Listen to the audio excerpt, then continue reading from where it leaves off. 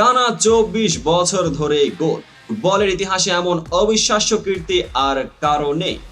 Ronaldo আবারও প্রমাণ করলেন কেন তাকে গ্রেটেস্ট অফ অল টাইম বলা হয়। সৌদি প্রো লিগের ম্যাচে নতুন মাইলফলক গড়লেন এই সুপারস্টার।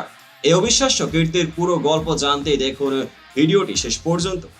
2002 সালে স্পোর্টিং সিপির হয়ে সিনিয়র ফুটবলে অভিষেক করেছিলেন রোনালদো। সেই শুরু, তারপর সময় গড়িয়েছে 2 দশকের বেশি। বয়সের ভারকে যেন পাত্তাই দিচ্ছেন না তিনি। 9 জানুয়ারি 2025 সৌদি প্রো লিগের ম্যাচে আল ওগদুদের বিপক্ষে গোল করে লিখে ফেললেন এক নতুন অধ্যায়। টানা 24 বছর ধরে গোল করা প্রথম ফুটবলার হিসেবে ইতিহাস গড়লেন CR7।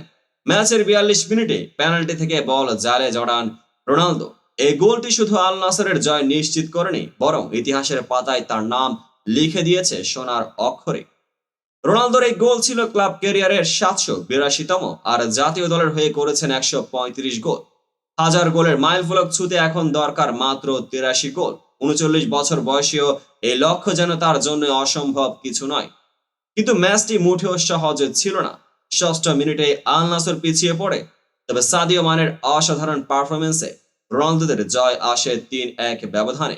সাদিও মানের করা দুটি গোল, রোনালদোর একটি পেনাল্টি আর দুর্দান্ত টিম ওয়ার্ক, সব মিলিয়ে আল নাসর আবার প্রমাণ করলে কেন তারা সৌদি প্রো লিগের সেরা ক্লাবগুলোর একটি।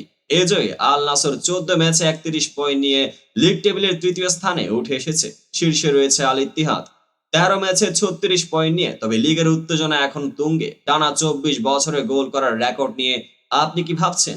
1000 গোলের মাইলফলক কি রোনালদো ছুঁতে পারবেন? কমেন্টে জানান আপনার মতামত। এমন আরো দুর্দান্ত ফুটবল কন্টেন্ট পেতে আমাদের চ্যানেলটিকে সাবস্ক্রাইব করুন এবং পেজটিকে ফলো করে পাশেই থাকুন।